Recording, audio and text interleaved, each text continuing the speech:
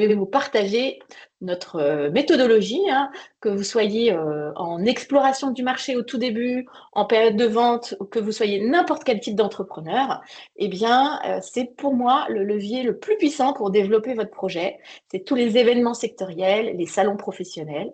Alors, euh, pourquoi ce sujet? Donc, oui, voilà. Pourquoi ce sujet? C'est qu'en moyenne, d'abord, c'est saisonnier. Alors, j'ai voulu traiter de sujet parce que c'est saisonnier. C'est souvent en mai-juin, et là aussi beaucoup vers octobre. Donc, c'est en ce moment, bientôt. Donc, ça pourrait vous aider à préparer. Ça peut vous apporter en plusieurs jours l'équivalent de plusieurs mois de travail sur votre stratégie de mise sur marché pour être cash focus et cash ready. Et c'est beaucoup plus sympa, surtout, que toute autre forme de prospection. Et avec Romain, on est advisor. Je vous ai présenté tout à l'heure plus Impact Test. On est advisor d'une centaine de boîtes et quand même la plupart détestent prospecter. Donc, première raison. Deuxième raison, avec Romain, on coach même des entrepreneurs de Hong Kong qui se préparent à venir en Europe pour aller à Vivatech. Donc, c'est des sujets où, par contre, vous avez une concurrence de gens qui se préparent. Troisième raison pour laquelle s'y intéresser, c'est qu'on voit tellement d'entrepreneurs qui y vont et puis qui restent sur leur téléphone, qui restent sur leur ordi et qui ne savent pas trop quoi faire. Or, c'est vraiment des lieux qui concentrent au même endroit vos clients potentiels, vos fournisseurs potentiels, vos concurrents, tous les acteurs historiques. Et puis, quatrième raison, c'est qu'il y a tellement d'entrepreneurs qui détestent prospecter, mais qui adorent discuter avec leurs cibles, que, c'est vraiment, pour moi, le meilleur levier pour aller chercher une méthode de prospection qui vous convienne. Alors, je vais vous partager, et en plus, on va parler bien sûr ici, hein, du fait d'être visiteur de ces événements et non exposant. Donc, quand vous êtes visiteur, en plus, c'est un terrain de jeu qui est souvent gratuit et bien plus sympa que tout ça. Donc, méthode en 10 étapes, je vais aller assez vite, il y a très peu de texte sur les slides, ne vous en faites pas. Tout d'abord, ça va vous aider à comprendre votre marché, ça va vous aider à affiner votre positionnement, ça va vous aider à valider votre offre. Vous allez même parfois y trouver des clients, vous allez avoir des prospects, etc. Donc, nous, comment est-ce qu'on fait? Ben, moi, j'ai une alerte IA. En fait, on construit une stratégie d'événements, hein, c'est-à-dire qu'on va avoir des alertes IA qui nous disent quels sont tous les événements, donc chaque mois, incontournables de notre secteur. Les conférences, les meet-up, les événements, les salons, etc. Et avec de l'IA, vous faites un chat programmable et tous les 15 jours, ça vous sort les événements où vous inscrire. Donc ça, c'est la première chose. L'objectif, pour moi, il faut en faire au moins un tous les 15 jours. Deuxième chose, c'est quels sont finalement les bons salons, hein. Ben, demandez-vous où sont mes clients, où sont mes partenaires, où sont vos concurrents, parce que si vous n'y allez pas, eux par contre, il y a de fortes chances qu'ils y soient. Est-ce que tous les acteurs de votre marché y sont? D'accord. Donc, on va vous proposer ensuite, une fois que vous avez identifié ces salons, de pouvoir vous y préparer. Donc, c'est vrai, je me souviens une fois, Laurent Didier, qui est présent là, me disait, on parlait de, je ne sais plus, préparation de la proposition de valeur, et il disait, c'est vrai, c'est beaucoup de travail. Ben, je dirais ça, je dirais c'est pareil. Préparer un salon, c'est beaucoup de travail. Vous le préparez plusieurs semaines à l'avance, parce que votre objectif, c'est d'en faire un lieu où vous allez avoir des rendez-vous. D'accord? Donc, la plupart du temps, vous avez une application du salon, vous avez des listes d'exposants, vous avez des listes de participation. Donc, l'objectif, c'est que vous préparez une liste de 20 boîtes, 20 personnes que vous voulez absolument voir. Donc, vous irez les voir d'ailleurs sur les stands, mais surtout, vous allez les contacter en amont. Bonjour, je serai présent à tel salon, on travaille sur tel sujet. Est-ce que vous serez disponible pour 15 minutes sur place? Quel jour je peux venir vous voir? Donc, parfois, dans l'application, vous pouvez caler des rendez-vous, mais même, vous les contactez sur LinkedIn, vous les contactez par mail. Hein, on a vu, il faut être cash focus. Hein, vous êtes cash focus. Hein, vous voulez que votre boîte, elle réussisse. Donc, si vous voulez avoir 10-20 rendez-vous le jour J, eh bien, ce qui sera quand même forcément hyper productif, moi, je sais que par exemple, pour avoir 3 rendez-vous, il faut souvent contacter 50 personnes. Hein. Donc, il y a quand même une histoire de volumétrie à ne pas oublier. Ensuite, il faut arriver avec quelque chose qui vous permette d'être dans le mood de ces événements. Hein. Et puis, ce n'est pas des événements où on peut faire des tirades sur sa proposition de valeur. Vous allez rencontrer peut-être parfois des personnes qui sont inintéressantes. Donc, il faut aussi que vous puissiez abattre pas mal de discussions. Donc, vous devez être capable d'expliquer votre proposition de valeur en 20 secondes. quel problème vous résolvez ou que vous investiguez, pour qui et qu'est-ce que ça change concrètement. Voilà. Donc entraînez-vous, souvent il faut s'entraîner un peu devant sa glace, quoi. Expliquez, faites votre mini pitch à des amis, à des voisins, etc. Mais ce qui est top, c'est que ça va vous permettre de tester aussi votre pitch, votre problématique à résoudre.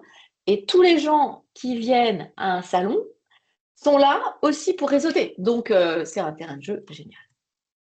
Alors justement, puisqu'on parlait du fait d'être cash ready, bah, pour qu'un projet soit cash ready, il faut qu'il y ait quand même une bonne compréhension du marché, une bonne investigation. Et donc, ces événements sont des occasions d'enquêter sur votre marché, même si vous n'avez pas encore d'offre. Donc, n'y allez pas forcément pour parler, vous allez y aller pour écouter. Comment est-ce que vous gérez ce problème aujourd'hui? Qu'est-ce qui est compliqué pour vous sur cette problématique? Qu'est-ce qui vous ferait changer de solution? Voilà. Et donc, en 2 jours, vous allez récolter des dizaines et des dizaines de retours clients. Alors, l'objectif, hein, bien sûr, c'est de devenir un aimant à discussion, vous allez avoir beaucoup de volume, vous avez des milliers de personnes qui sont là. Donc, vous avez votre petite phrase de pitch de votre sujet, et puis vous avez un certain nombre de questions que vous aurez préparées pour écouter les gens, en fait. Et plus vous écoutez les gens, plus ils ont envie d'exprimer sur leurs problématiques, etc. Est-ce que tel sujet est un sujet sur lequel vous travaillez?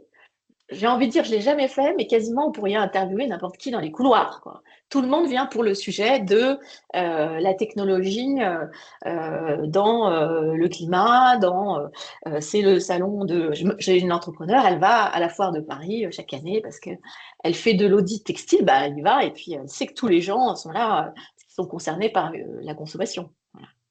Donc, vous préparez éventuellement, mais pas forcément systématiquement, vraiment un mini support très, très visuel de type un petit flyer à 20 centimes sur Easy Flyer avec juste la thématique qui donne envie de discuter.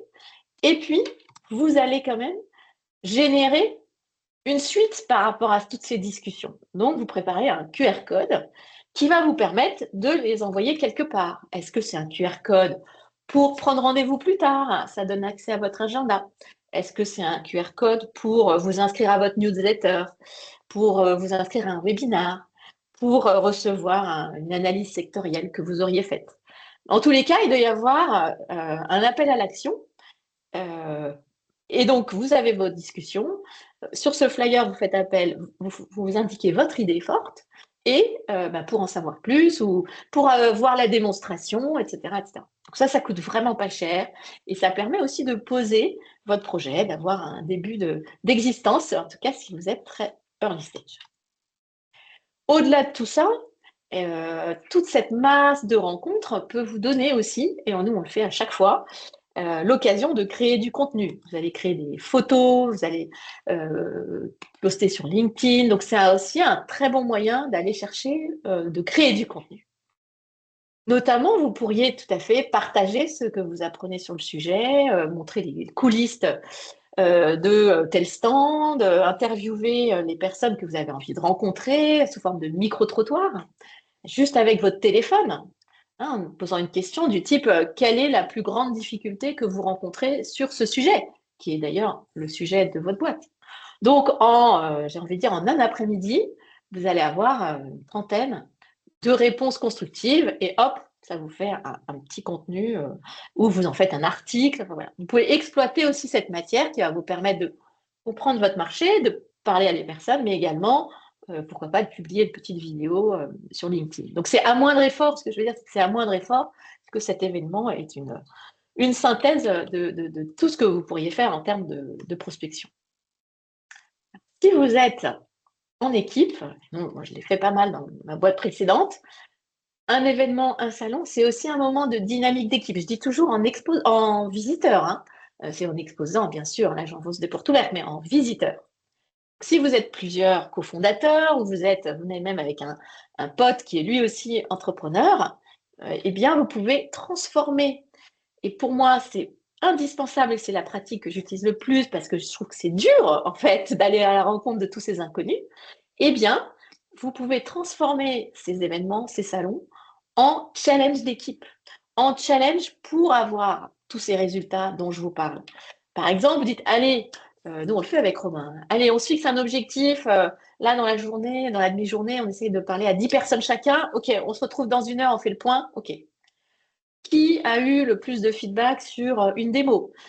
Qui a chopé le plus de mails? Voilà. Donc, c'est des petits challenges ou avec vos apprentis, vos stagiaires, vos collègues, vos associés, ou même avec un binôme, qui est donc un autre entrepreneur, pour vous motiver à ne pas lâcher parce que, effectivement, ça demande beaucoup d'énergie parce que vous allez parfois parler à des personnes qui ne sont pas du tout concernées par ce que vous faites et il faut passer à la personne suivante avec la même énergie. Les conférences, alors, moi au début, je me disais, en fait, les conférences ne sont qu'un prétexte pour faire venir les gens dans les salons, hein. Donc, si vous n'allez pas, au début, je disais même, n'allez pas aux conférences, hein, c'est pas du tout l'objet, sauf si vous n'êtes pas en tant que, vous n'avez pas démarré même la réflexion et que vous vous posez des questions. Mais sinon, les conférences sont là parce que ça attire des speakers intéressants et ça attire des visiteurs. Mais en fait, n'y allez pas. Ou alors, allez-y, s'il y a vraiment un sujet qui vous intéresse, mais allez-y pour identifier l'expert qui est en train de prendre la parole, l'écouter et le rencontrer. Ils sont là aussi pour être visibles, contrairement à quand vous les prospectez au téléphone et qui sont au bureau débordés. Donc, les intervenants, les speakers sont aussi là pour réseauter, donc allez les voir. Hein, vous allez les voir à la fin de la conférence. C'est des discussions qui sont très naturelles, ils sont accessibles, ils sont là pour ça, donc profitez-en.